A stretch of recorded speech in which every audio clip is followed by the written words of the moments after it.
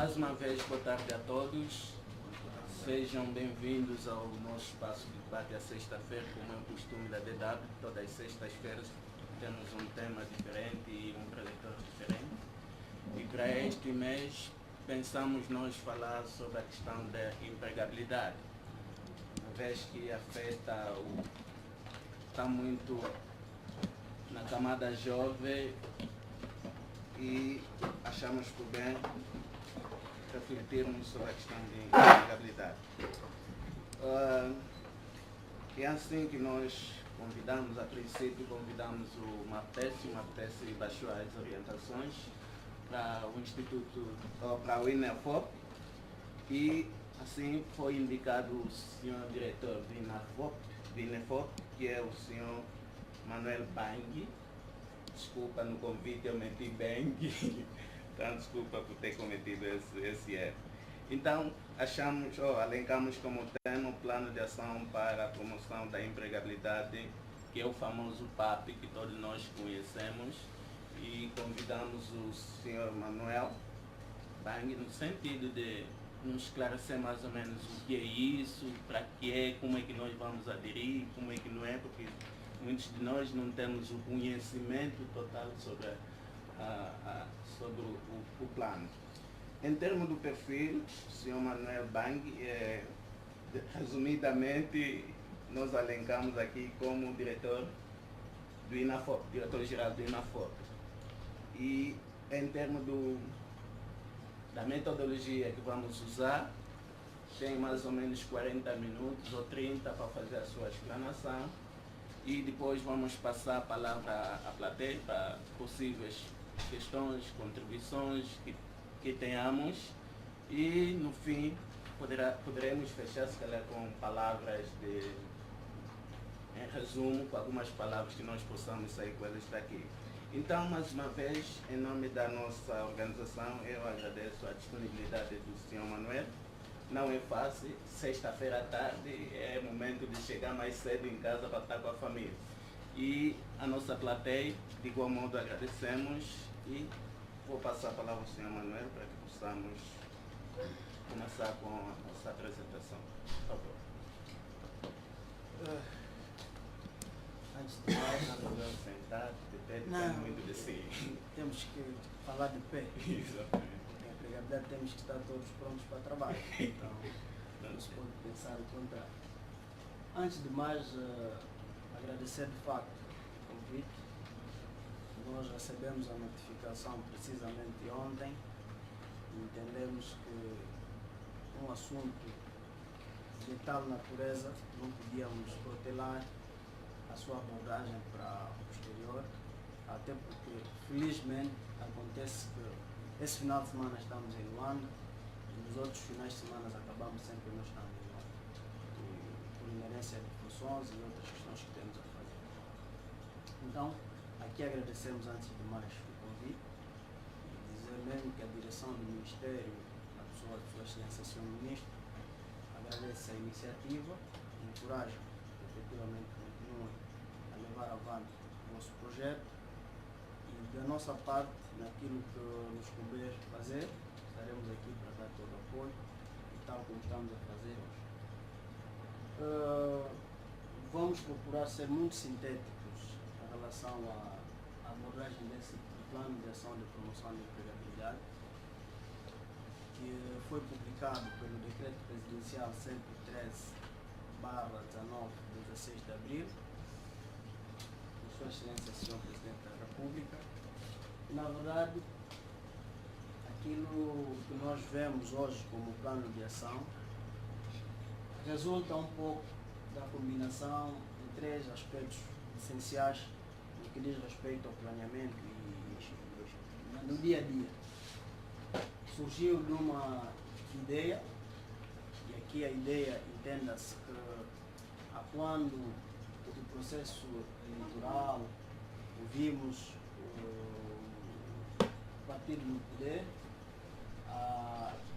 disseminar um desejo, uma vontade, passava um pouco pelo reforço do Sistema Nacional de Formação Profissional e também a promoção da empregabilidade. Apenas aquilo era uma mera ideia, uma intenção. intenção essa que depois foi reforçada com a elaboração então do plano, que é o Plano de Desenvolvimento Nacional. Na verdade, todas as ações do que diz respeito àquilo que é a governação estão espelhadas neste Plano de Desenvolvimento Nacional 2018-2022. Na verdade, como servidores públicos, a nossa ação deve estar sempre alinhada com aqueles objetivos que estão definidos no PDN. E o plano de ação que estamos a falar de promoção da empregabilidade já é a uma dimensão, digamos, mais operacional, ou seja, temos uma intenção, elaborou-se um documento estratégico de governação, que é o PDN, e internamente, a nível do Ministério da Administração Pública, Trabalho e Segurança Social, procuramos compilar todas as medidas que concorriam com a implementação de medidas ligadas à promoção do emprego num único documento, que chamamos então Plano de Ação de Promoção da Empregabilidade. Na verdade, é um instrumento de gestão operacional. Tal como ia fazendo referência, existem aqui 2 programas que foram aprovados no PDN que dão suporte então a este plano de ação. Muitas das vezes ouvimos, as pessoas pensam que foi mais uma medida que surgiu do nada para tentar resolver algo de forma mágica. Não.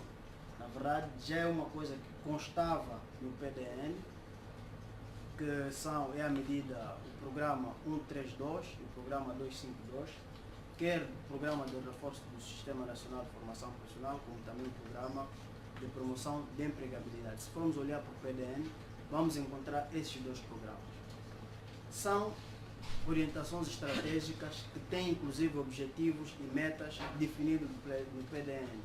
A única questão que não estava resolvida no PDN, que também não era possível resolver no PDN, é como vamos implementar.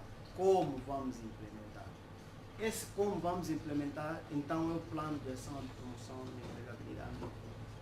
Pelo menos o que já sabíamos, por que já sabíamos. Depois faltava responder, então, como iremos materializar. Aí surge, então, este plano. Na verdade, também aqui nós procuramos, na altura da elaboração, olhar um pouco para os indicadores econômicos que tínhamos para o período e, infelizmente, esses indicadores agravaram-se ainda mais, porque se nós estamos a falar de uma perspectiva de crescimento de 3,1, hoje estamos a falar de 0,7, e a previsão do Banco Mundial reduziu para 1, quer dizer que o cenário que nós já trazíamos ficou um pouco mais agravado. E é preciso também fazer referência que este plano, na verdade, enquadram-se nas medidas ativas de emprego. Ou seja, para a resolução dos problemas de emprego, claro, temos que olhar para a questão dos investimentos, quer públicos e privados e outros mais, mas os países hoje em toda a parte do mundo usam as políticas ativas como uma medida para mitigar o efeito do desemprego, fundamentalmente no desemprego jovem. E a Organização Internacional do Trabalho assim o recomenda, a quando nos relatórios de 2006, 2018 e em 2012, fundamentalmente com o eclodir do desemprego jovem, recomendou vivamente os países adotarem as políticas ativas do emprego.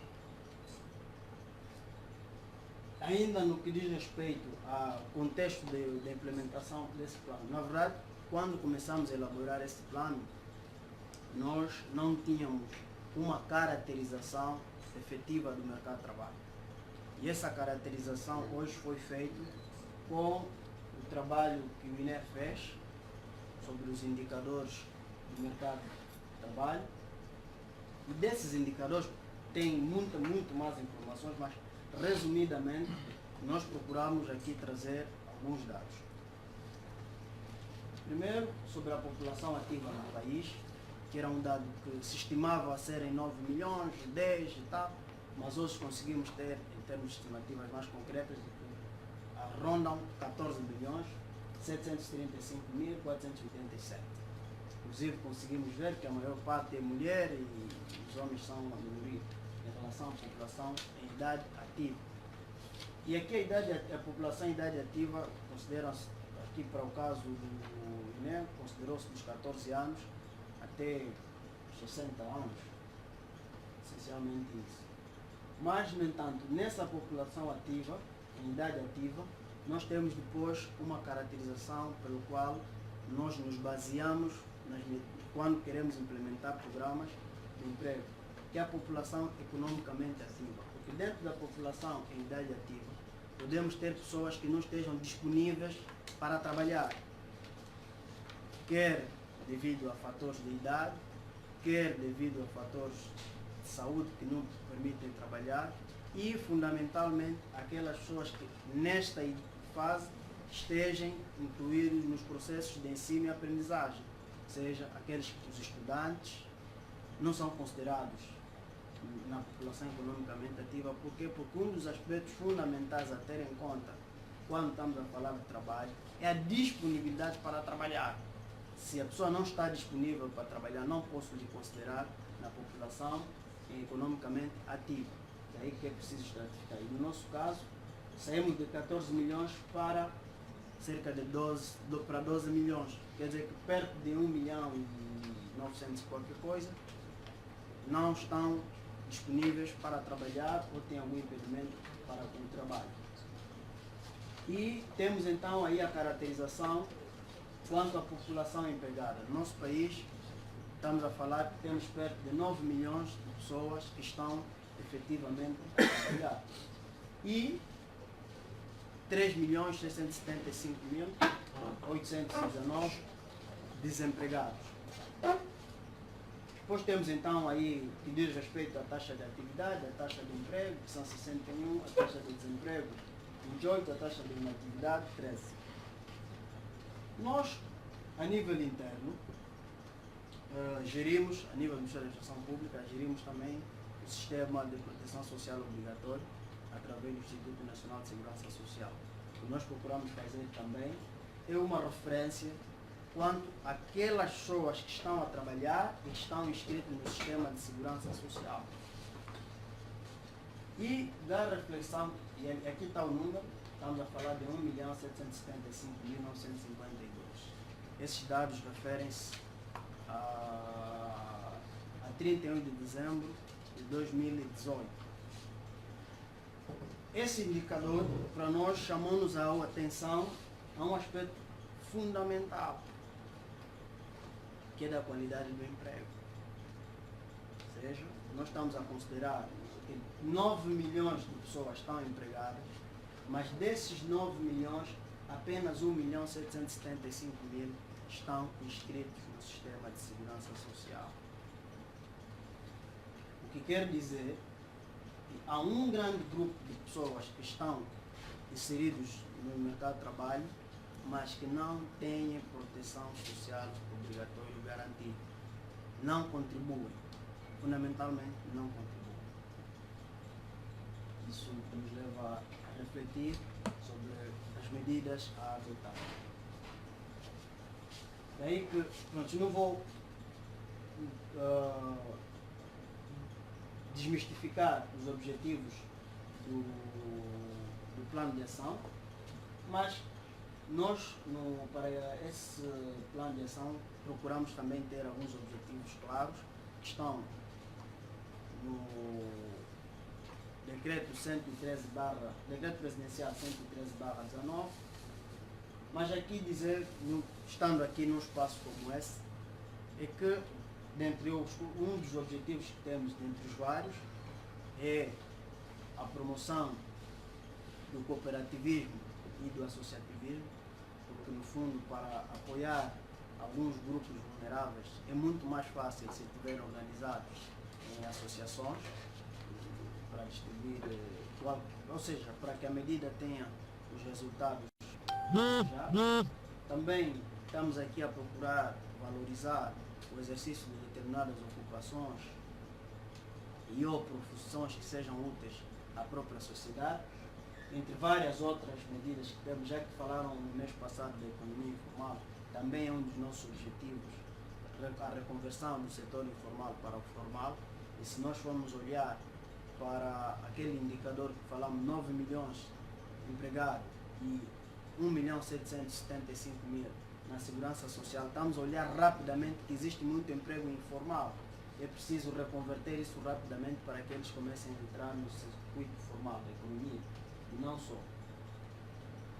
Bem, para aquilo que foi a pergunta feita logo no lançamento, de como é que isso vai funcionar, quais serão os mecanismos a adotar para que as pessoas possam se candidatar e beneficiar, nós procuramos definir aqui um macro processo, e esse macro processo é muito simplificado, e vamos simplificar mais ainda, porque na verdade estamos a falar hoje, esse fluxo, assim conforme está desenhado, poderá ocorrer de forma física, através de papéis, mas daqui a mais,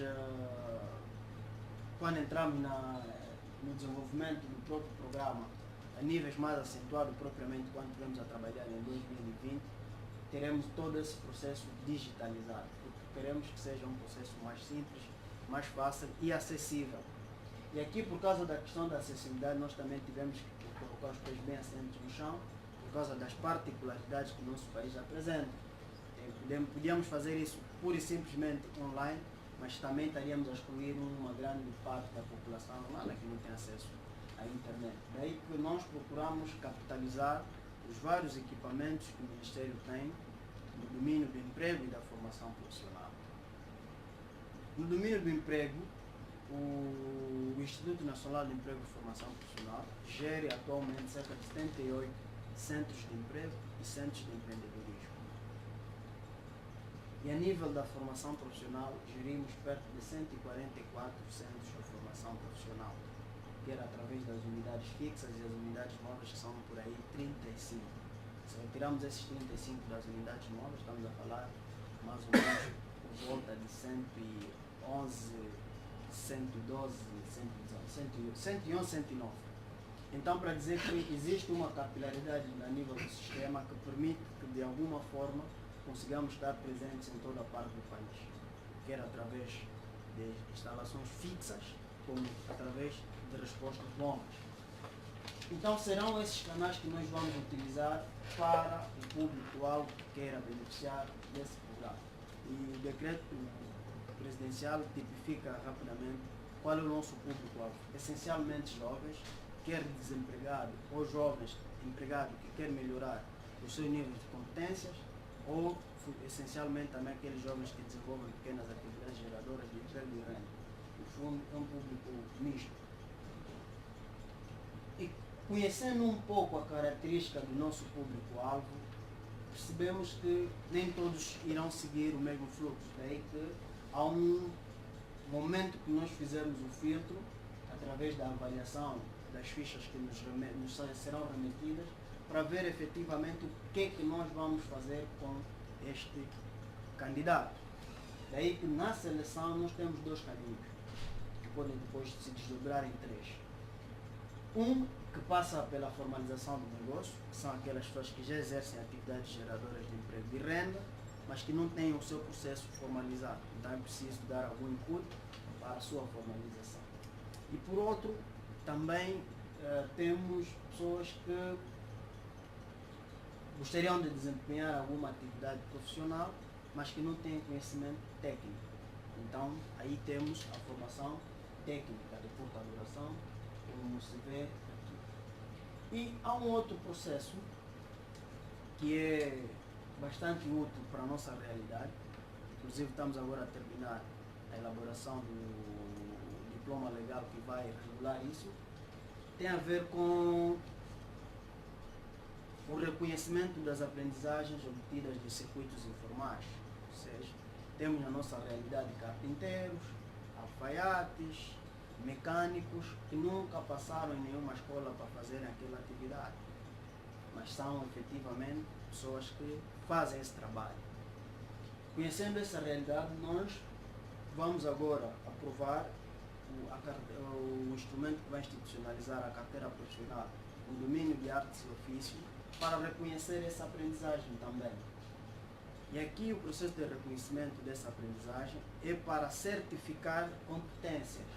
Ou seja, no fundo, no mundo do trabalho, o que se busca são competências, não buscam-se títulos. Quer dizer, hoje, infelizmente, vimos todos nós jovens a corrermos atrás de uma licenciatura, mas que não detemos os conhecimentos daquela licenciatura, ou seja, há um contrassenso. O mundo do trabalho busca competência, busca resultados. Por mais que você apresente o teu título de PhD, mas não é essa pergunta que te fazem quando vais à busca de um emprego. Quando vais, o que se pergunta é: o que é que sabes fazer? E a resposta a isso é competência, não é conversa, é competência. E então, se nós, no mercado de trabalho, há o reconhecimento de competências, nós, no processo de validação e certificação, nós validamos e certificamos a competência. E então, para isso, nós, no diploma que estamos agora a preparar, vamos, rapidamente assim falando, vamos procurar, através de um exame, testar aquilo que você diz que sabe fazer. Numa linguagem muito simples é isso. Se diz que é carpinteiro, sei fazer banco, sei fazer ok, tá bem? Haverá um grupo de júri que vai definir determinados requisitos, vai fazer a avaliação. No final da avaliação, lhe é atribuído a carteira. E aqui a carteira certamente terá vários níveis, porque para esses conhecimentos do segmento informal terá um percurso, e para quem sai através do sistema de formação profissional ou outro, também terá outro percurso.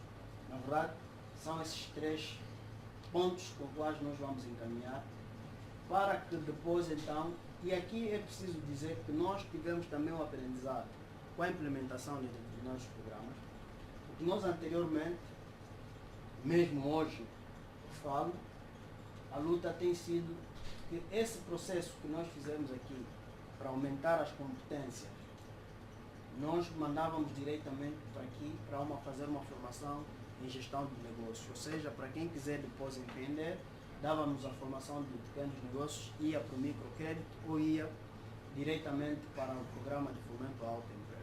O único diferencial que introduzimos para a implementação desse programa é a questão da formalização, ou seja, vamos fazer esse processo de validação e certificação de competências, estamos a formalizar a competência, ou seja, reconhecer, dar um documento, aquilo que você diz que sabe fazer.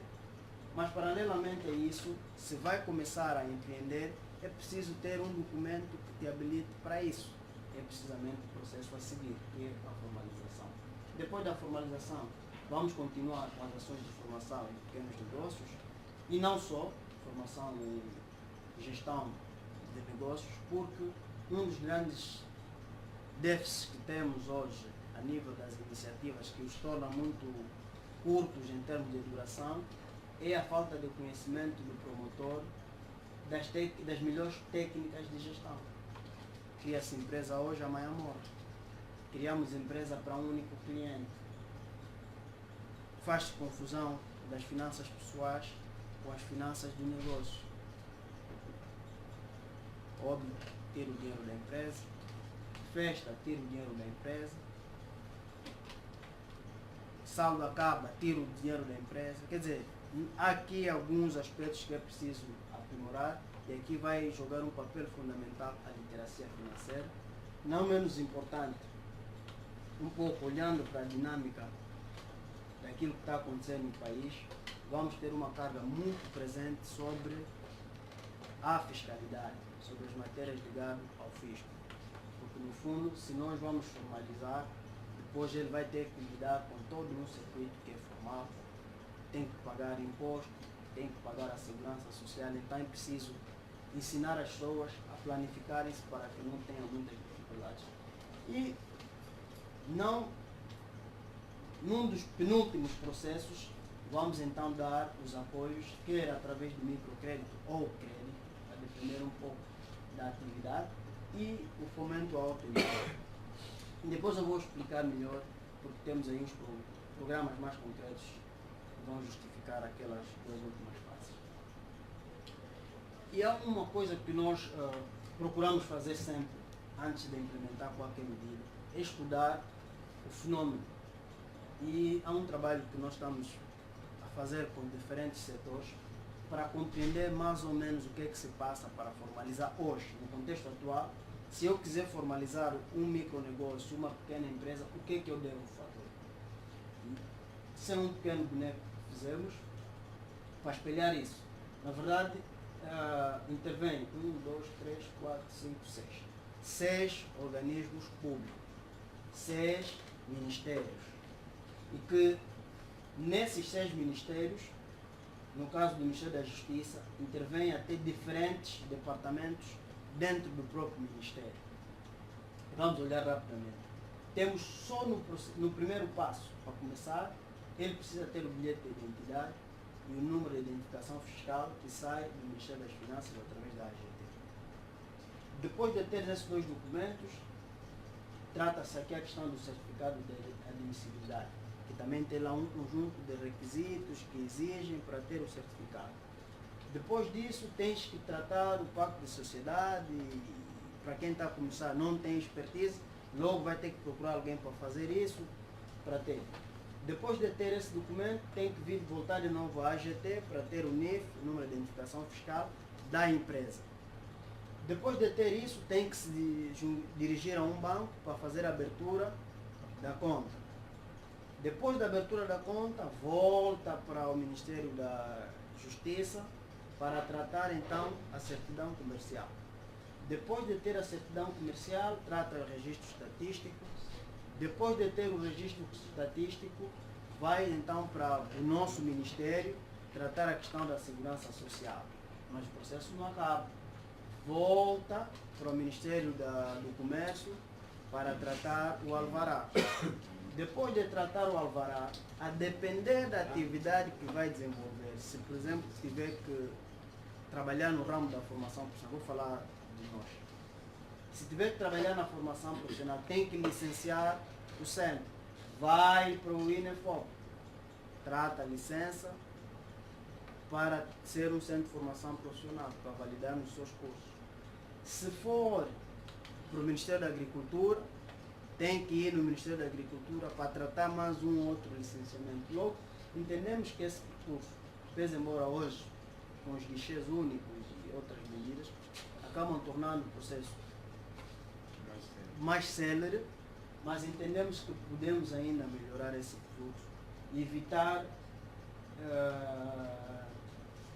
esse caminho muito longo e oneroso, porque para cada um desses processos acaba tendo custos conhecidos e desconhecidos. Então, esse processo também vai estar a merecer da nossa parte a atenção para torná-lo mais flexível, porque o que nós queremos, em última instância, é formalizar muitos dos empregos que estão hoje informais. Então, pronto, isso aqui faz parte um pouco daquilo que já fiz referência ali, mas aqui de forma muito simples, os organismos que vão intervir no processo. Para a entrada temos o INEFOP, para a seleção e encaminhamento tem o INEFOP, depois no processo de formalização vão intervir diferentes setores, depois temos a formação técnica e a validação, vão intervir os centros de formação profissionais públicos, que já fiz referência, e também os privados. E aqui os privados devidamente licenciados e autorizados para o efeito. E temos então a formação em empreendedorismo, onde vão intervir INEFOP, INAPEM e AGT, por causa da questão fiscal que fiz referência. Depois temos aqui o microcrédito, o fomento, onde o INEFOP intervém, e a banca comercial. Bem, nós definimos para 2019, mas também igualmente para o período que vai durar o projeto, como sabem, qualquer projeto tem que ter início, meio e fim. Né? No caso, o INEFOP vai continuar porque é uma instituição, mas este projeto do plano de ação tem apenas 36 meses de implementação, depois vai passar todas essas competências, todos esses saberes para o INEFOP colocar na sua atividade de rotina. Mas dizer que no domínio da formação profissional, para além da formação que vamos ministrar, há todo um desafio para reabilitar, construir novos centros e reequipar os centros que existem. Temos muitos centros, mas que também hoje já carecem de alguma intervenção para a melhoria da qualidade da formação. Vamos ter que trabalhar também na reformulação de muitos conteúdos formativos, ajustar um pouco aquilo que é a realidade do mercado de trabalho, as exigências do setor produtivo. No domínio do emprego e empreendedorismo, temos diferentes projetos, mas nós vamos aqui fazer referência. Vou falar mais deste primeiro e um pouco do programa Avanço.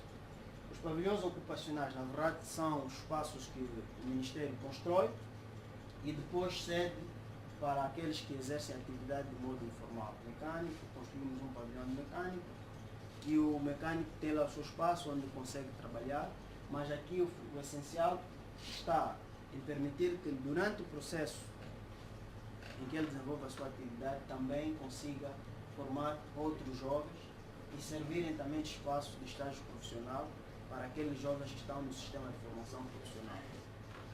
Não menos importante, hoje a reformulação desse programa consiste em irmos ao encontro do nosso público-alvo. Em vez de nós irmos construir num espaço diferente, é identificar o que está num alfaiate dos nossos bairros que desenvolve a sua atividade com devido mérito, nós vamos intervir na melhoria desse espaço, atribuição de mais equipamentos e, naturalmente, vamos fazer a inscrição desses trabalhadores, quer no sistema de segurança social, como também a inscrição através dos centros de emprego. E aí permitir, então, melhor acompanhamento.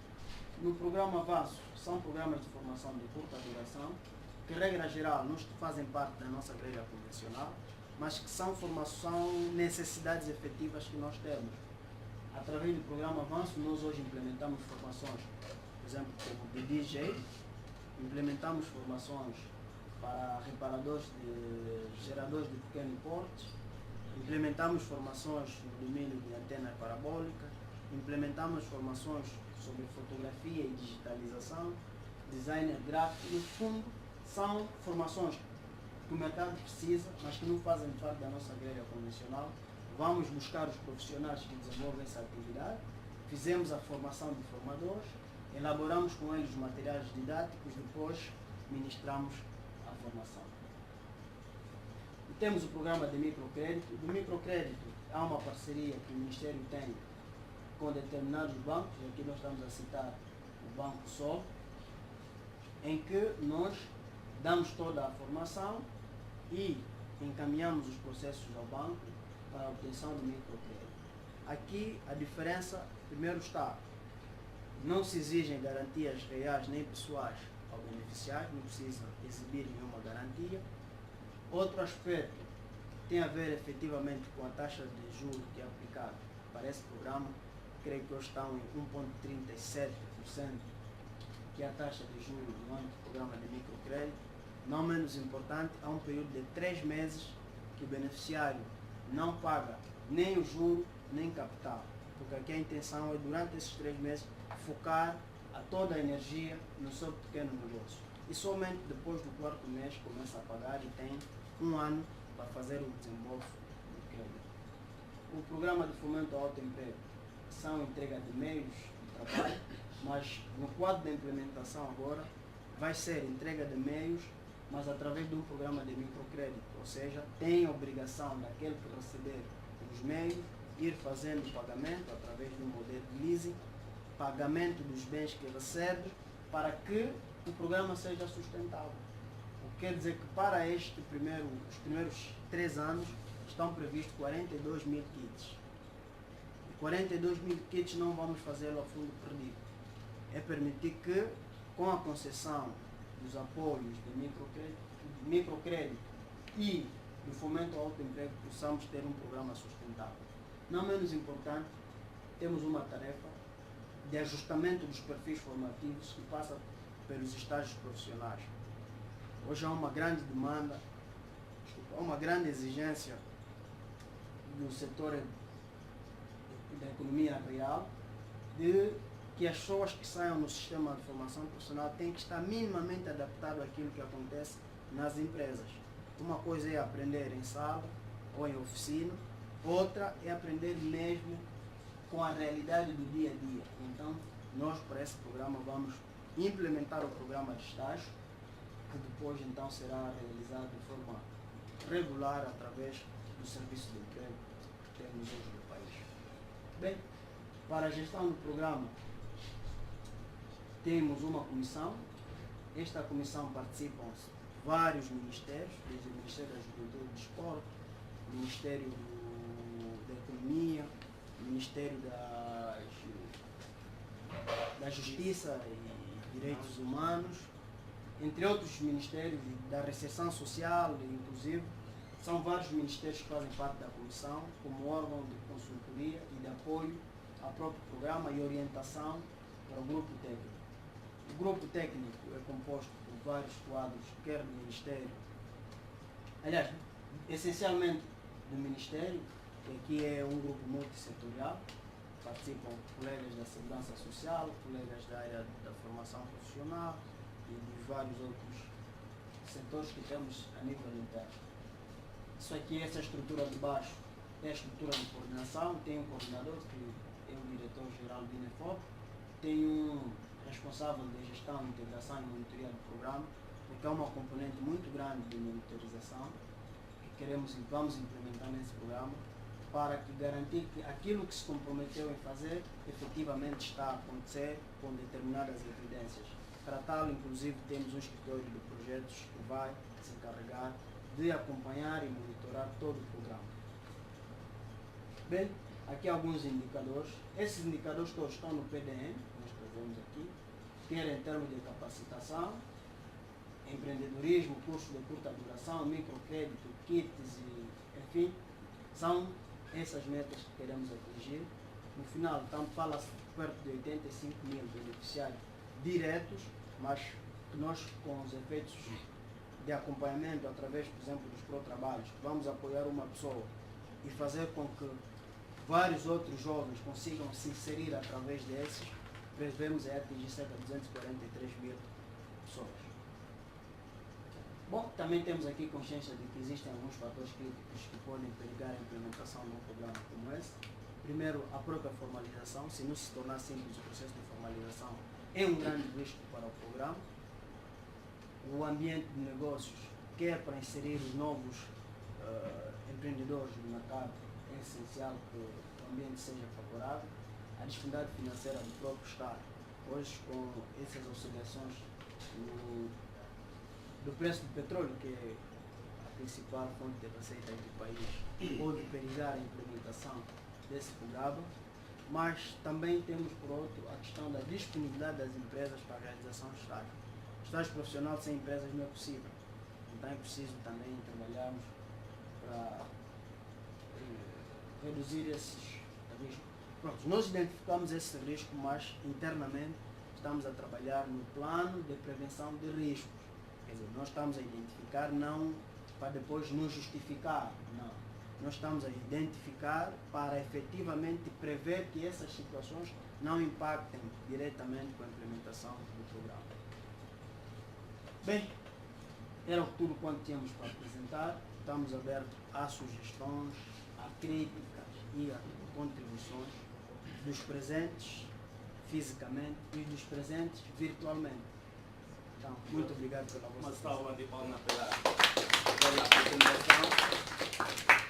Depois de ouvirmos quais foram as motivações que fez com que criassem esse plano e ouvirmos como é que vai funcionar ou como é que está funcionando, porque ele tem duração de 3 anos, 2019, 2020, 2022, bateu e terá o seu fim.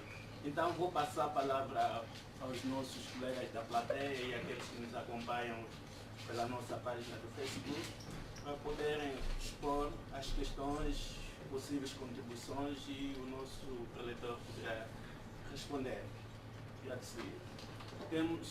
Vamos fazer o seguinte, vamos dizer os nomes e a instituição que nós viemos para também sabermos quem está aqui depois. Vamos dar sequência naquilo. Primeiro a senhora Ela, depois o colega Nelson e o outro colega daquele lado. Por favor. Sou Alan Kane, diretor do Development Workshop. Parabéns sobre a apresentação e sobre o programa. Eu acho que a sua apresentação está bastante interessante, mas tenho apenas 3 questões que posso pôr. A primeira é sobre a sua definição do formal e informal. Aquele número das pessoas, 1.700.000 e tal, que não são inscritos no Segurança Social são os que são considerados informal. Se a inscrição no Segurança Social é a definição do formal, isto é a minha questão. E se isto é o caso, qual é o constrangimento de fazer mais inscrições ou de capturar uma maior porcentagem da população? Se é a falta de capacidade no MapTest em termos da capacidade de fazer as inscrições ou realmente a capacidade dos empregados para cumprir com as mínimas requisitos de ser inscritos. A última questão é relacionada com o programa de ação, principalmente aquela série das atividades. Estou mais interessado no programa de microfinanças. Nós sabemos que ao longo dos últimos 10 ou 15 anos houve uma série de projetos, programas do governo para oferecer microfinanças para encorajar a inscrição ou transformação a criação do emprego, etc. Mas com poucos resultados. Eu quero saber se antes de arrancar com a sua programa daquelas várias ações, se uma avaliação das falhas dos programas anteriores foram feitas e se estas falhas como foram corrigidos nas suas novos programas. São as minhas questões. Obrigado. Então, para não perder o fio lógico das questões, pode responder essas questões, depois vamos partir para uma outra bateria de questões. Vou começar do fim. A questão da avaliação dos programas de microcrédito. Bom, na verdade, nós, no que está aqui, é um programa que já viemos a desenvolver desde 2008 e nunca paramos. Só para ter ideia, agora fizemos a avaliação do primeiro trimestre, beneficiamos perto de 317 jovens no quadro do programa de microcrédito. No lado. E em termos de acompanhamento dos beneficiários do ano passado, dos anos anteriores, nós temos agora na monitoria, foram perto de 900 jovens que beneficiaram no ano passado, nos anos anteriores, vamos fazendo o acompanhamento. O programa de microcrédito que estamos a falar aqui não são programas dos outros setores, é um programa que já vimos desenvolvendo há algum tempo. E para implementar o programa de microcrédito, no caso do Ministério da Administração Pública, Trabalho e Segurança Social, nós contamos com o apoio da OIT, quando da definição. Acho que o programa era Start to Improve Your Business. Começamos com esse programa.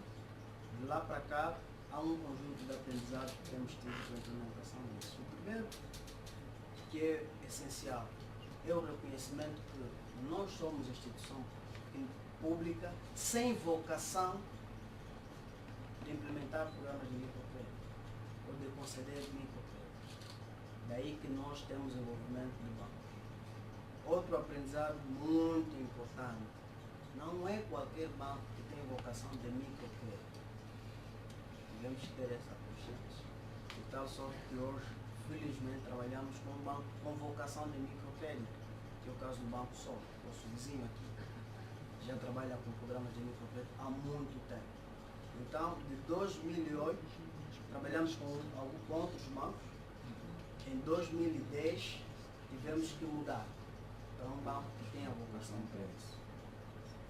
E o mais importante, mas o mais importante mesmo, na implementação dos programas que nós temos, se prestaram alguma atenção, nós falamos muito de formação. Não há no nosso caso, não há microcrédito sem antes passar por um processo de formação. Não há. Na nossa realidade, para implementarmos esse programa, com a taxa de inadimplência por volta de 80%, já estamos a falar uma taxa de 80% que nós temos, ou seja, 20% regra geral é que é o público crítico no quadro da implementação desse programa. Quer dizer que 80% devolve o crédito com muito pouco esforço, porque isso reduz o esforço de acompanhamento. Então, é preciso ter em conta que aqui o essencial, e o maior aprendizado que nós temos, é que aqueles públicos que trabalham num programa de formação bem elaborado têm muito mais sucesso do que efetivamente aquele público que não tem a formação tal, com o rigor que isso merece. E aqui quando nós falamos rigor, primeiro tem rigor na duração da própria formação. Tem o rigor do número de formandos em sala. Depois tem também o aspecto da própria avaliação da formação. Se nós não tivermos essa dimensão da formação muito bem elaborada, nós temos certeza que o nosso programa falha. E digo, começamos a implementar microcrédito em 2008, hoje por acaso já estamos há 11 anos a implementar o programa. Se nós não tivermos essa dimensão, nem o programa era sustentável, não podíamos continuar a disseminar o programa. De um lado. De outro, também procuramos não ser um programa muito massivo, ou seja, albergar todos. É preciso olharmos um pouco para o público com quem vamos trabalhar.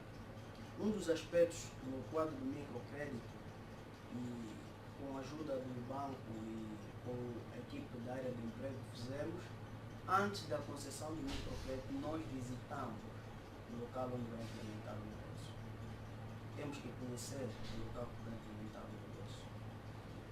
Uma das coisas que estamos a introduzir agora no programa é que, para além dessa visita ao empreendedor, procurar falar com as pessoas com quem convive.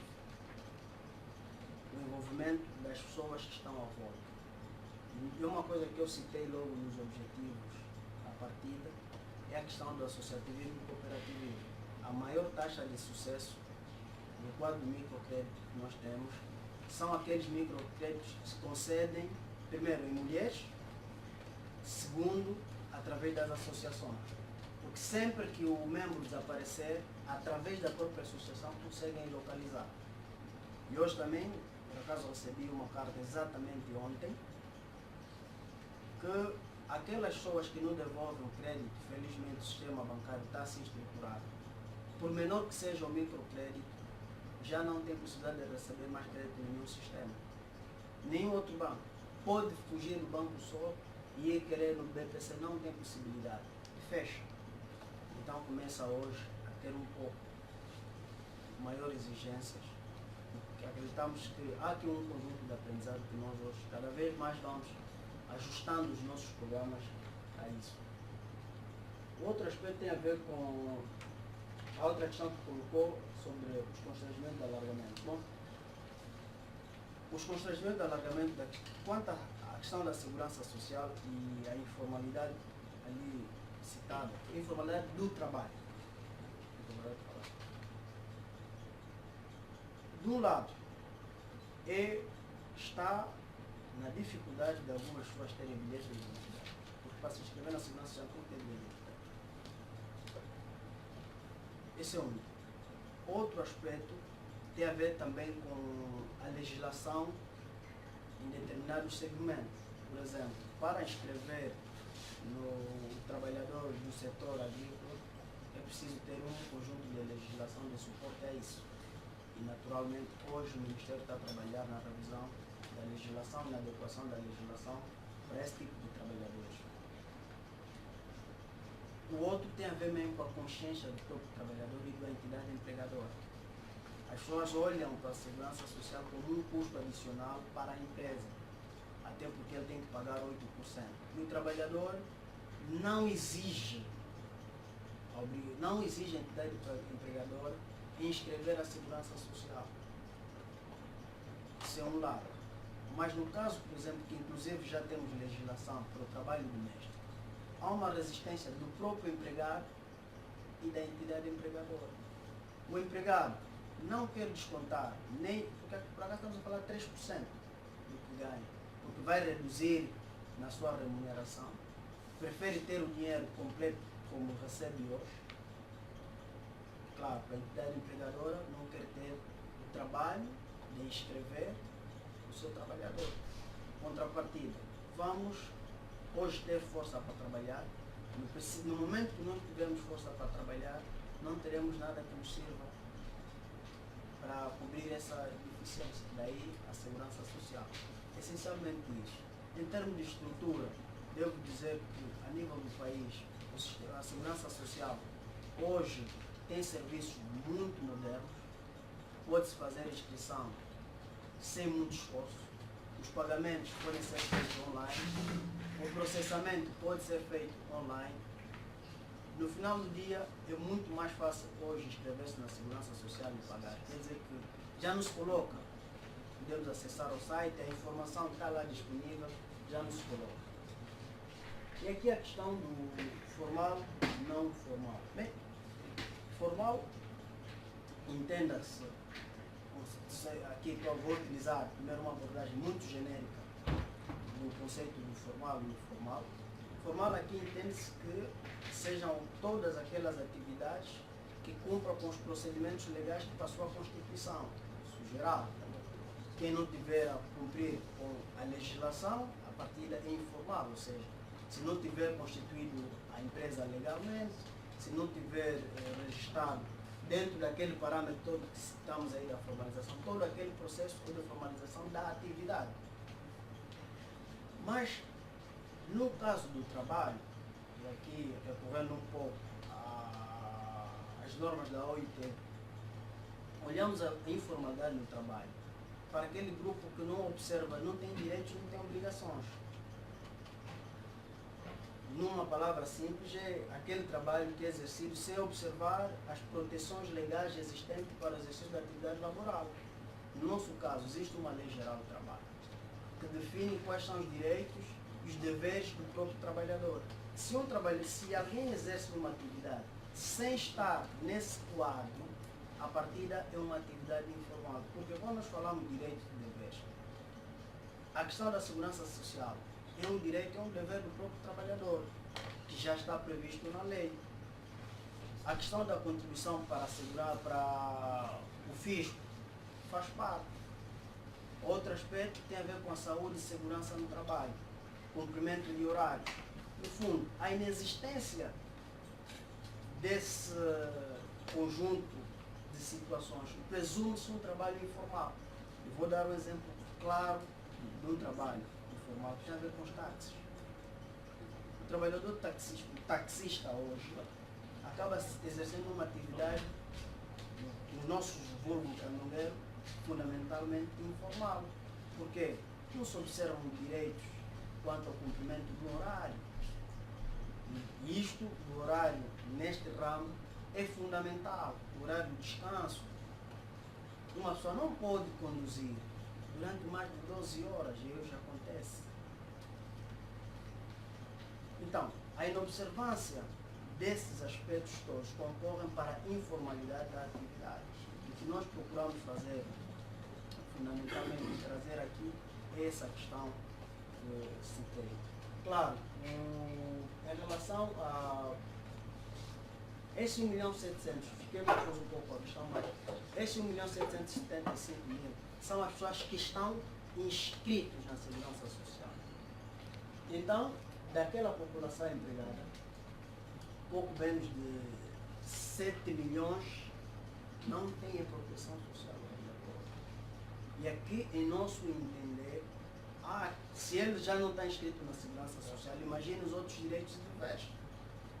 Imagina a questão da segurança e saúde no trabalho. Imagina a questão do cumprimento do horário. Quer dizer, no fundo, nós, em nossa leitura, e vamos, um trabalho que também tem que se fazer, é para caracterizar melhor essa questão dos 9 milhões, para perceber melhor quais são as naturezas desses trabalhos. Então, a partida eram essas respostas que nos oferecia dar, mas de qualquer modo agradeço as questões, estamos disponíveis para outras questões. Ok. Vamos ter outra bateria de questões. Colega Nelson, seja qual que é o objetivo para que todos possam Nelson já não ter devia o direito. perguntar. Nelson já não devia questão perguntar. Três oportunidades para perguntar. Nelson já esteve conosco 4 e 3. Essa é a Essa aqui é a 4. Sobre o mesmo assunto. Tá bom, vamos dar prioridade. Mas terá o direito. Vamos dar dar prioridade ao outro jovem. Aqui, por favor. Eu sou o Domingos Pedro, de agradecer a iniciativa do diretor de se fazer cá presente. É a seguinte questão, abordou relativo à carteira dos profissionais que não têm uma formação profissional, aquele que aprenderam em oficina. Eu sugeria o seguinte, sou de opinião, eu também sou formador, e a carteira do formador, como fica? E aqueles profissionais que não estão juridicamente em uma empresa e que também têm as suas empresas criadas, ou o seu negócio, também terão direito a essa carteira? E para ter acesso a essa carteira, sou selecionado desse programa de 36 meses? E a última questão é relativamente ao número de formador de acordo à necessidade que uma peça entra com esse programa de 36 meses. Sei que do programa de ação formativa já existe alguns, mas vão ser implementadas outras ações formativas que na qual sei que está a recrutar 500 formadores. É o suficiente? Qual é a organização? Eu vi hoje no site. Não, a organização. O nome também. o nome. Eu pertenço à Associação Novas Ideias, automaticamente também ao TIP Benguela. O nome. Domingos Pedro. Ok, antes do diretor responder, há um internato que também tem uma questão, vamos aproveitar e colocá-la. Ele questiona o seguinte: quero saber quais são as estratégias definidas para a implementação do PAP e se as mesmas foram elaboradas com base em que estudo. Essa foi a questão do jovem Alexandre Ernesto, professor universitário, e o colega Nelson. Sem querer, né? A última parte basearam-se. Em que estudo essa mesma estratégia? Sei que existe. Posso, não é? Pode ser. Bom, eu tenho uma paixão por essa abordagem. E é antiga, é muito antiga. A primeira coisa que eu queria saber era Nelson Paulo do Fórum Local de Educação. Fórum local? De Educação. Tem muitas associações. Eu amor agora. Identifica-se como fator crítico a disponibilidade financeira. Muito embora o decreto fala essa interpretação que eu faço, de que a Segurança Social vai cobrir esse recurso. Não acha que isso é uma questão que já está superada ou ainda se mantém como um problema real? O outro elemento em relação a uma proposta que eu acho que é importante por causa dos nossos níveis de comprometimento com a formação. Os conselhos municipais de concertação e formação profissional podem ser efetivamente um instrumento muito poderoso, porque é preciso começar a pensar a formação profissional não na perspectiva do indivíduo, porque os níveis estão muito baixos. É preciso trazer vários fatores. Não acha que é possível fazer isso com algum sentido de imediatismo, para darmos mais avanço? Porque quando fala de 36 meses, nós já temos agora apenas 30 meses. Para que nós consigamos resultados mais eficientes, termos pessoas a pensarem a partir do município, soluções para metermos isso a funcionar. E o outro elemento é, se é possível, até porque é um diretor jovem, nós termos uma governança desse processo aberto. Permitir que as pessoas via online possam participar e possam ter uma intervenção muito mais ativa do que tiveram em toda a história dos projetos que nós tivemos para gerar oportunidades de emprego. Muito obrigado.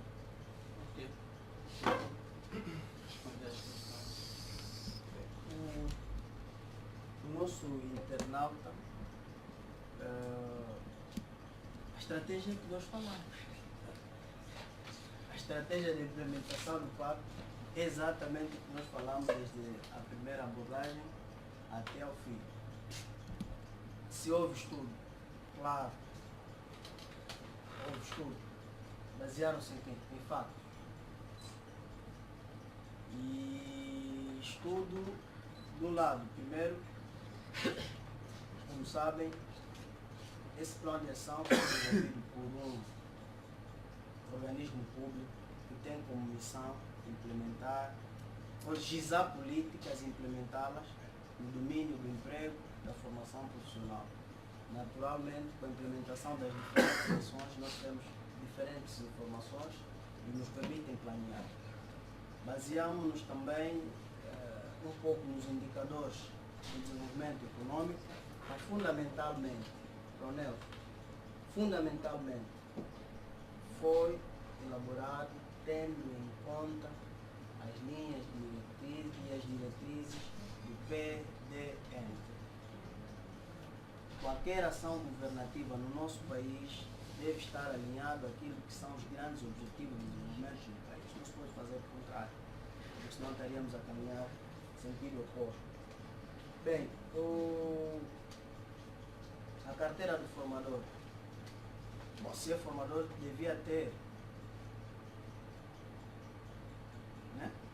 Devia ter, porque os formadores, para ser formador no nosso país, é preciso passar pela formação de formadores ministrado pelo CENFOR, que é o Centro Nacional de Formação de Formadores, que dá a certidão de aptidão profissional, que é hoje entendida como a carteira de formador. Se o formador não tem, então temos que proibir que entre em sala. Não podemos ter qualquer pessoa na sala, porque a nossa metodologia de ensino é muito rigorosa, ensino de adultos. E aqui nós não usamos só a pedagogia, usamos a andragogia. Então temos que saber adequar a metodologia tendo em conta o público-alvo. Então a carteira de formador já existe há muito mais tempo do que a carteira que estamos a falar. A carteira que nós estamos a falar é a carteira de artes e ofícios. Na verdade, há um diploma que agora não me ocorre, penso que é o 125, que fala da carteira, mas não tipifica. O que nós agora estamos a fazer é a regulamentar a questão das carteiras de artes e ofícios. A duração. As carteiras irão continuar, tal como disse, isso é um projeto, mas as ações desse projeto depois entram nas ações normais do INEFOP. Quer dizer que depois de 3 anos, o projeto encerra, mas há todo um conhecimento, há todo um aprendizado que vai continuar a ser disseminado através do INEFOP e os seus serviços. Então, isto vai continuar, as carteiras vão continuar. Quanto aos formadores, bem, nós em termos de formadores, então me traíram, disseram que aqui não tem regra. Então, quanto aos formadores, há um processo de recrutamento de formadores, mas isso tem a ver com as necessidades internas e a capacidade do orçamento geral do Estado. Quer dizer, aqui que equilibrar um pouco os desejos e aquilo que é possível realizar tendo em conta os recursos disponíveis. Com base nessa disponibilidade de recursos, estamos a falar de cerca de 460 formadores que nós vamos admitir agora, mas contudo, para o caso do programa, nós também fizemos referência da intervenção de centros privados, que já têm os seus formadores.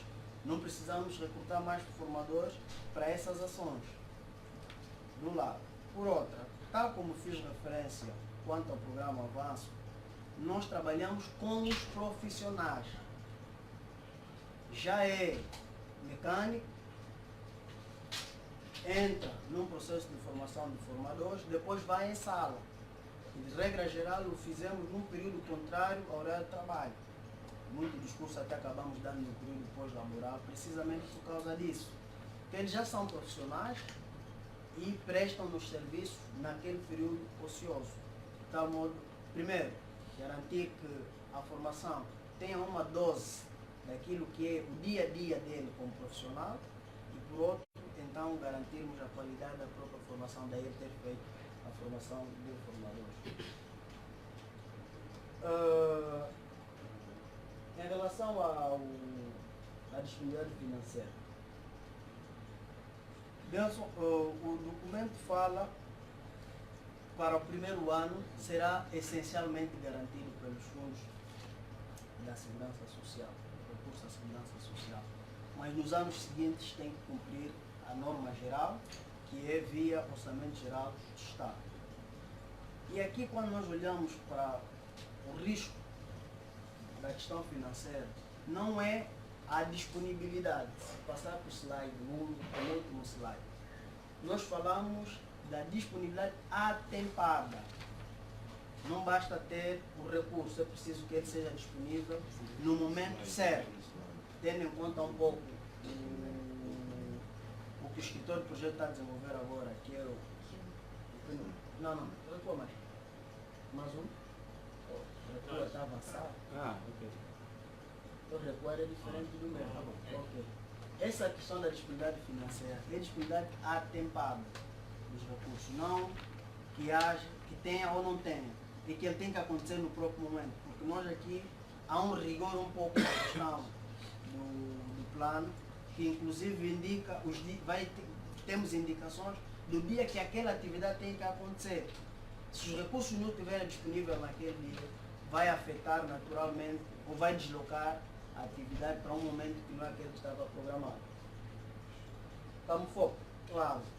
Estamos a falar de uma iniciativa, de um decreto executivo conjunto do Ministério da Administração Pública, Trabalho e Segurança Social e do Ministério da Administração do Território e Reforma do Estado, que entendemos na altura, e é atual, levar a formação profissional a nível dos municípios, ou seja, quem coordena, em última instância, as ações de formação no município em termos de orientação é o administrador municipal. Para isso nós entendemos, e não é à toa que ele está efetivamente referido no decreto presidencial 113, ele está referido para que no quadro da implementação deste plano possamos ter uma presença ativa daqueles que vivem o dia a dia no município, quer na identificação dos beneficiários, no acompanhamento e na indicação até dos projetos prioritários naquela localidade. Uma localidade que não tem acesso à internet, não vou colocar como prioridade constituição, criação de cybercafé, se não tem até acesso. Fica muito difícil. Então é esse. Bem, a questão da governação participativa, todo o trabalho que está sendo feito com no piloto de infraestruturas, redes e tecnologia de informação e comunicação, é um dos trabalhos vai ser, teremos o portal do PAP. Nesse portal vamos ter um canal será um dos meios de divulgação das ações, mas essencialmente um meio pelo qual as pessoas poderão ir para lá ver o que está a acontecer, onde está a acontecer, como está a acontecer. E a governança participativa também é estarmos aqui hoje, temos sido convidados sensivelmente ontem ou anteontem, estarmos aqui hoje, ouvir contribuições, termos estado convosco, estou a falar Nelson, aí na veste da FAEL, ouvir as vossas propostas, convidamos as outras organizações onde falamos sobre isso, termos estado em Benguela, falar com as pessoas. Quer dizer, no fundo, a governação participativa já está a começar desde a gênese do próprio programa e queremos levá-lo para frente. De tal sorte, hoje nós estamos a falar de planeamento, mas certamente que no momento a posterior, quando formos convidados, já teremos a falar de resultados, teremos a falar de exemplos práticos de pessoas que beneficiaram, é por ali que nós queremos caminhar. A governação participativa está garantida. Ok, alguma questão aí? Acho que sim, acho que Vamos dar prioridade ainda ao colega, depois o colega Simão. Por favor. Obrigado, Carlos. Eu sou Leonardo Somonga, trabalho aqui na TW. Obrigado por ter partilhado conosco este documento que agora está no outro cima, né? Foi lançado. Obrigado por ter. A minha questão é a seguinte. Falava do microcrédito que já vem desde 2008. Queria perceber se há uma espécie de casos de sucesso, né? Desse microcrédito que foi dado para empreendedores. Se há, podia nos dar mais ou menos qual é esse empreendimento, onde fica, se calhar já prestou serviço a um de nós. Porque nós às vezes vemos muitos projetos e pronto, um deles que eu vou citar é o Bancão Único. Até hoje, sinceramente, não vi resultados do Bancão Único. A segunda questão é perceber até que ponto esse projeto tem, ou programa, fala-se em 3 anos, né? Eu quero perceber qual vai ser o primeiro momento para parar e fazer uma espécie de avaliação, né? Eu sinto que caem agora, às vezes, os projetos começam, depois, se tem fim, não divulgam os resultados, começam outro. Quero perceber qual será o primeiro momento para parar e avaliar esse processo. Obrigado. Ok. Colega Simão, sua questão, por favor. Simão Achovali, da África. A minha pergunta consiste, que eu acho que não foi respondida agora do colega do painel, colocou quanto, ou seja, qual é o requisito, não é, para ser formado ou para tal ópera. Outra coisa, sim, qual é o requisito para a pessoa para receber a formação? Formação de formador. Sim. Para ser formador, não é? Certo. E outra coisa, e aquelas pessoas que já têm os projetos já constituídos, estou falando da questão do crédito, será que não precisas que não necessariamente passar por uma formação? São pessoas que já têm um projeto, uma ideia já avançada, só apenas precisa o reforço financeiro. Será que como que fica essa camarada? Tem que passar mesmo na formação? Ok. Senhor diretor, conseguiu perceber a última questão? Então, 2 questões. O tempo é seu. Para caso de sucesso, nós hoje a nível do INEFOP é mais fácil.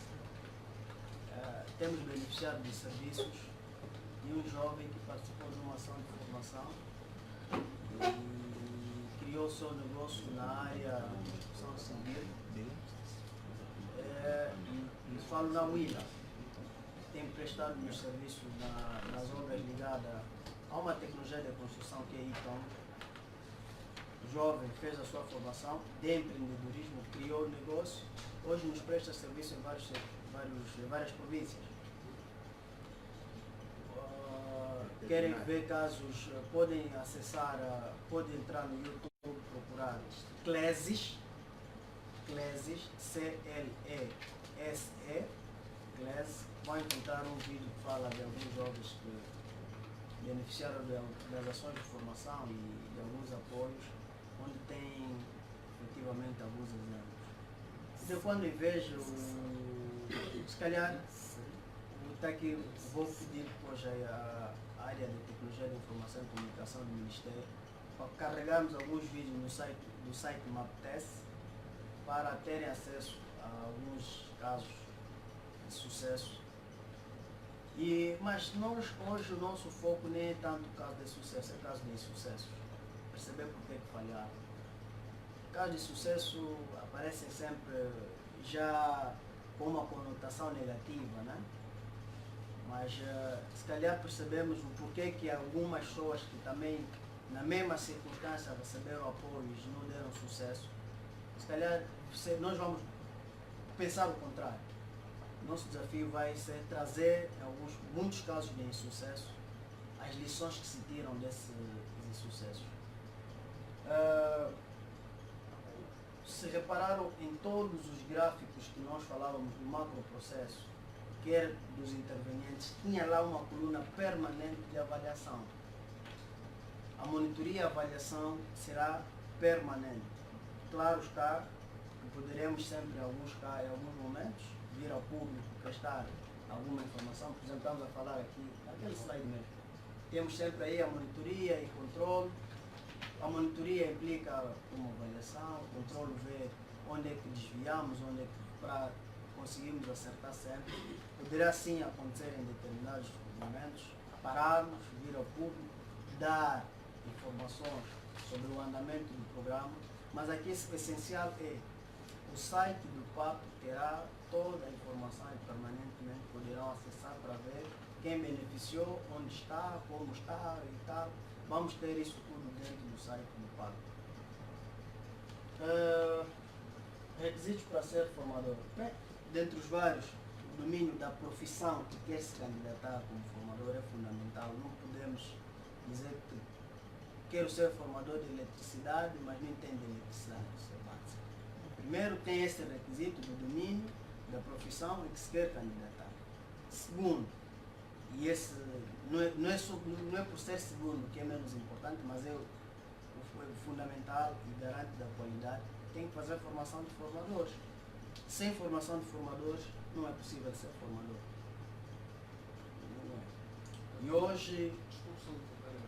E a Anvisa disse mesmo a nível do concurso público que foi lançado para a área de formadores, além da valência educacional, está-se a solicitar para formador uma agregação profissional que o habilita a ser formador para aquela área.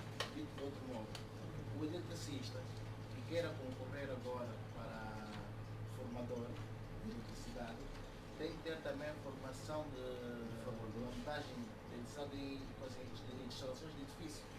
É um dos requisitos para o predial. Ou seja, não basta só ter o curso de médio superior de eletricidade. Basta ter uma agregação profissional ou um curso de formação profissional também na área. Então, é isso. Quem tem um projeto, uma empresa, não precisa fazer formação. Em bom rigor vai ter que fazer formação. Porque o que se passa hoje, nós olhamos, temos que olhar um pouco para a nossa realidade. Né? Nós, com a implementação dos centros locais de emprego e serviços de emprego, nós definimos um público-alvo para trabalhar, para ter formação em empreendedorismo a esse nível, porque estamos a falar de mais ou menos, eram 5 manuais que nós tínhamos para ministrar. Entenda-se que licenciado, entendíamos nós, tem que dominar já pelo menos usar o computador. O que é que tivemos que fazer? Porque no final ele tem que elaborar o seu plano de negócio. Para elaborar o plano de negócio tem que utilizar pelo menos uma planilha Excel. Acontece que apareceram pessoas que nunca têm dedos muito pesados. O que é que fazer? Temos que ajustar a isso. É verdade que nós aprendemos economia, aprendemos gestão, mas não aprendemos a gerir pequenos negócios, não aprendemos a gerir negócios. São coisas diferentes. Nem aprendemos a criar o negócio, porque o gestor já tem que ter a empresa feita, né? Para eu gerir, eu chego, começo a gerir, mas é preciso empreender, é preciso criar um negócio. Então é uma componente que acaba falhando. E aqui a formação para nós é base, porque como nós não vai apresentar nenhuma garantia real ou pessoal, a nossa garantia é a formação que nós te demos. A única coisa que nós temos certo, que nós te transmitimos, esses princípios.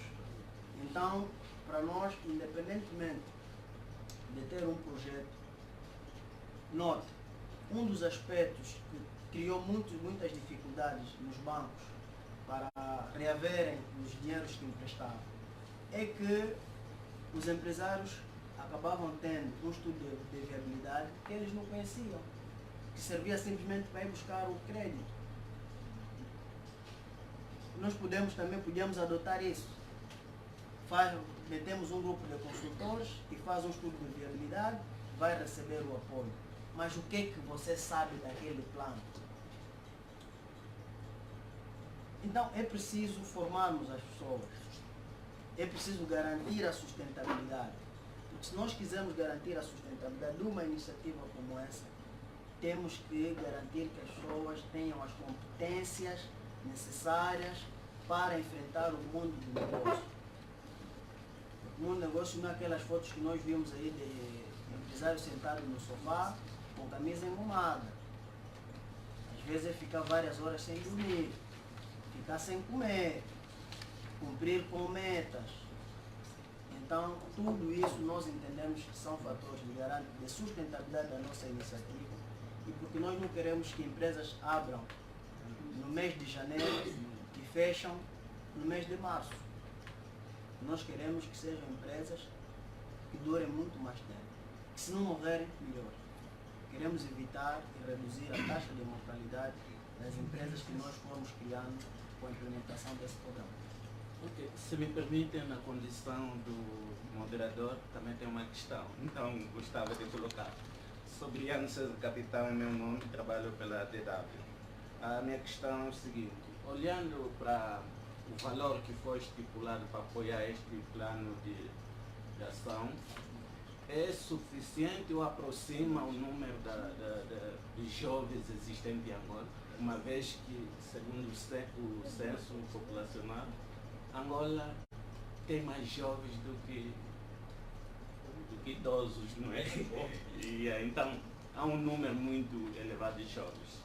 E para outra questão, não minha, mas de um internauta a partir de Portugal, de nome Aristóteles André, ele gostava de saber qual é a posição atual do INEFOP e quais são as medidas que tem face ao enorme fluxo de jovens com enorme capacitação de formação, com enorme capacitação profissional abandonando o país.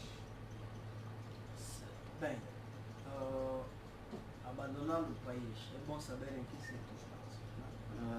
Eu entendo, colega, ou nosso internato, é mais ou menos na imigração, fuga de jovens, não é? Mesmo com a formação, com a competência que ele tem, não consegue encontrar. Estes dias, deixa eu dizer, este dia está muito novo. Eu ainda hoje vi um post do senhor, muito falado do Lindas, né? Ele diz que ele está em Portugal, diz que todos os dias aviões que vêm de Luanda, sobretudo, desembarcam jovens que têm alguma formação, que têm alguma capacidade. Mas estão empregados lá? Sentiram-se frustrados, foram para esse pregar lá. Né? Estão empregados lá? Não, estão a procurar emprego. E pergunta qual é a posição do INE. Não, é preciso. Isso é real, todo mundo sabe. É preciso. É um fenômeno mundial. É preciso Agora, perceber são bem. com essas limitações. Bem, é preciso perceber bem o fenômeno para que a resposta não caia no vazio. Porque estamos aí para Portugal, Portugal estão aí para a Espanha, estão aí para a França, estão aí para a Inglaterra, essencialmente jovens com skills muito altos. Okay? Preciso também olharmos isso. É um fenômeno mundial. A questão da imigração tem a ver com a realização pessoal, de sonhos e profissionais. E isso devemos olhar até inclusive que a orientação, pelo menos nós a nível do INEFOP, a orientação do sistema hoje é nós estruturarmos para pensar formar não só para Angola, formar para o mundo. E é essa abertura, pelo menos o clique que nós devemos dar no interior. Ou seja, não formar só para Angola. Tal como nós estamos a ver jovens a ir para lá, também há alguns anos atrás, víamos aviões a virem carregar de pessoas para cá. Quer dizer, então esses fluxos são dinâmicos, é preciso perceber isso. O nosso entendimento é de que enquanto perdurar uma situação de que a economia não tem capacidade de resposta para gerar os postos de trabalho, quer ao nível em que a força de trabalho que temos precisa, bem como também não estiver a remunerar à altura daquilo que temos como expectativas, vamos assistir a esse fenômeno com alguma regularidade. O trabalho aqui, o desafio é, efetivamente, melhorarmos de um lado o ambiente do negócio para atrairmos investimento para o país, que é o caminho, que é a orientação que vamos ouvindo regularmente, que é preciso que se faça isso, de um lado. Por outro, acreditamos nós que numa situação em que a economia se estabilize e que efetivamente os postos de trabalho surjam, teremos que fazer o trabalho de atração da mão de obra angolana que está na diáspora para vir contribuir para o desenvolvimento do país. Isso é a nossa visão, a nossa perspectiva. Em relação à questão do número estar muito distante, de albergarmos todos os jovens. Primeira nota, dizer que nem todos os jovens estarão à procura de emprego, porque também temos que garantir que temos que ter um grupo de jovens que estejam a se formar. Temos que garantir que tenhamos um grupo suficiente de jovens a se formar para garantir o desenvolvimento do país. Por outra, o PAP é uma medida complementar às outras ações que o Executivo vai desenvolvendo. O PAP não é a varinha mágica que vai resolver o problema de desemprego no país. Não. Nós, por isso, é que primeiro dimensionamos a nossa ação, tendo em conta também a própria capacidade que o INEFOP tem para gerir um programa como esse. Seria utópico nós vimos aqui, não, o INEFOP tem capacidade de desenvolver um programa para albergar 1 milhão de jovens. É utópico, não temos essa capacidade, não temos essa capilaridade a nível do sistema. É preciso ter essas balizas bem assentes. Daí que, tal como o outro internauta perguntou, se baseamos-nos em quê? Nós nos baseamos na realidade da nossa capacidade interna e daquilo que nós temos como vivência. Por isso é que, para esse caso, nós vamos atingir esse público-alvo, mas numa perspectiva de que, com a inserção, ou seja, com a criação de um micronegócio, há um potencial enorme para gerar emprego para muito mais jovens. Daí a nossa maior preocupação na capacitação e na sustentabilidade das iniciativas. Porque o nosso público é limitado, a nossa capacidade é limitada, mas é preciso atingir essas pessoas.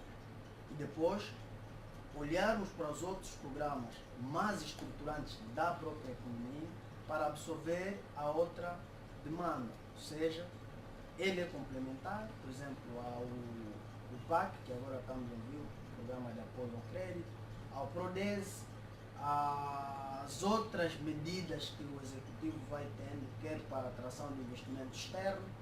Ou seja, combinando tudo isso e funcionando na plenitude, é que vai impactar efetivamente na redução dos níveis de desemprego. Mas isto aqui, estamos aqui a falar do nosso PAP, é um projeto que tem uma delimitação que é preciso considerá-lo no quadro das ações que temos daqui para frente. Ok, uma altura em que o nosso tempo está esgotando, vamos escolher 3 ou 4 questões. Minha dama, duas. Ainda não acabou.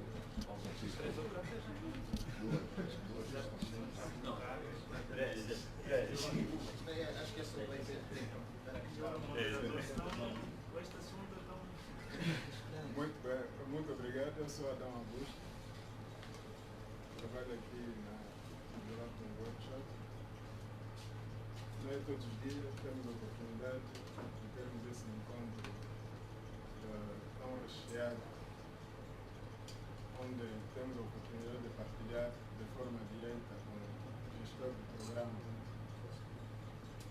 a nível do Ministério do Trabalho. Eu tenho uma pergunta a fazer. Às vezes tenho a sensação de que o desenho das políticas, de algumas políticas públicas, não se tem levado muito em conta as iniciativas locais já existentes, que é para poder maximizar esse esforço. Nós acompanhamos o ciclo de formação em empreendedorismo levado a cabo, seja naquela altura no programa Angola Invest, onde foram contratados alguns centros de formação profissional que conduziram formação em empreendedorismo. E a maioria parte dos que fizeram essa formação, no final da formação nem sequer conseguiam fazer um plano de negócio.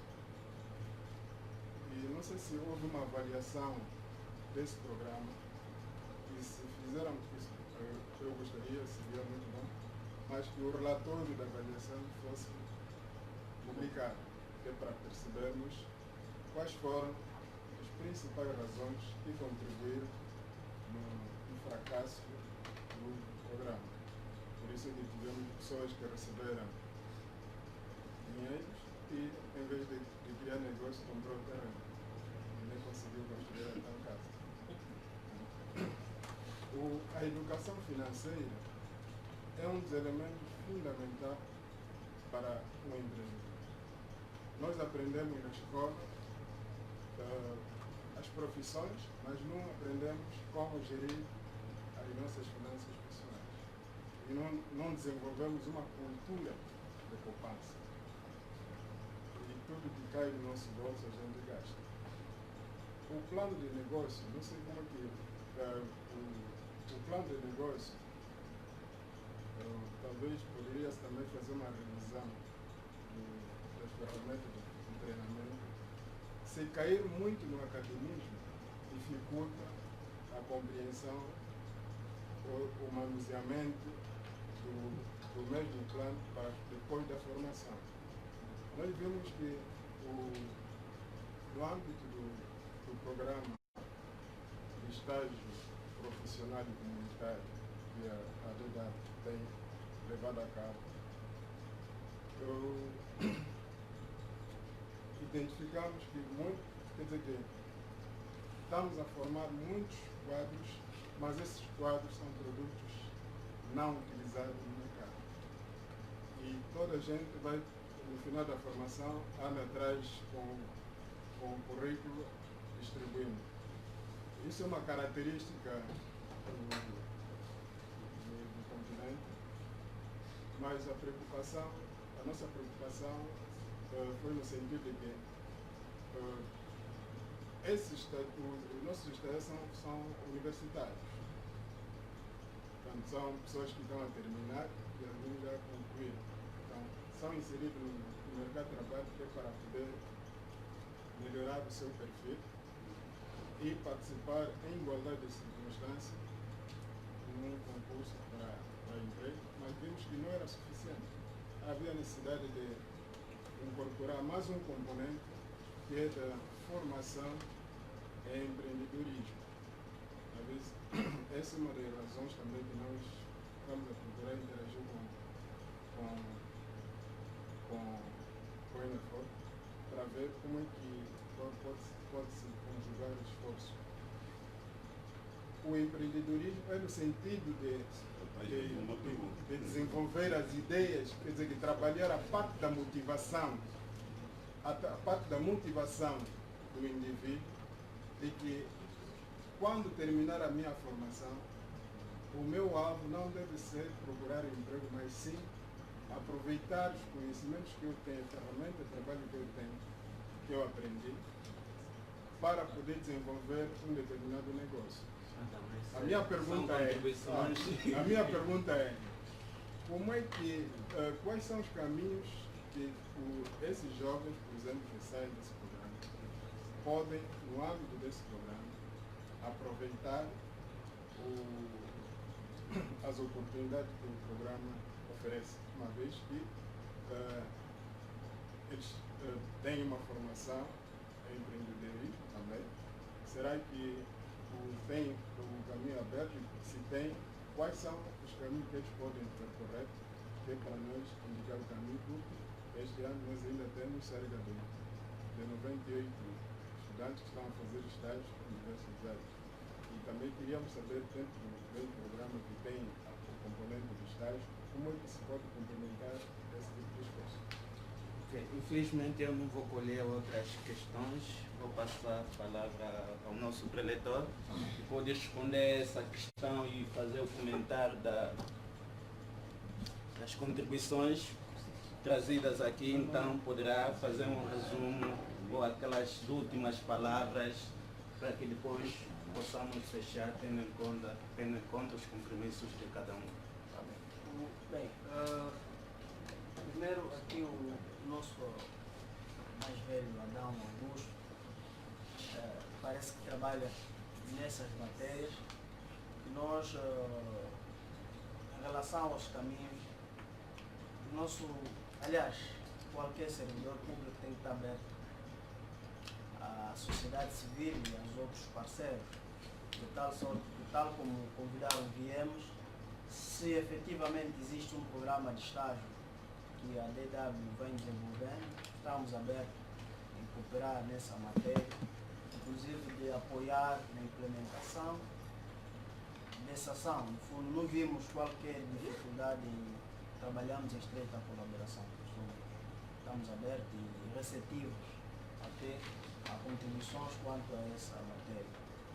Penso que para nós não há certamente nenhuma dificuldade. Em relação à questão da Angola Invest, como sabe, é um programa que foi desenvolvido pelo Ministério da Economia, na altura Ministério da Economia, hoje Economia e Planeamento, e essencialmente pelo INAPEN, de tal sorte que nós estamos a falar aqui em nome do Ministério da Administração Pública, Trabalho e Segurança Social.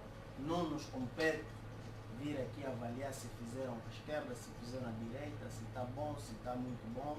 Isso é uma questão que, querer saber o que é que aconteceu, seria efetivamente o outro organismo, porque eu não tenho informações e nem sou autorizado para tecer comentários sobre isso. Nós estamos a falar do Plano de Ação de Promoção de Empregabilidade, aprovado pelo Executivo, que está agora a liderar os destinos do país, que começou as suas funções exatamente em 2017, e que o Plano de Ação de Promoção de Empregabilidade foi aprovado agora em 2019, e de um estudo que resulta de um trabalho feito em 2018. Logo,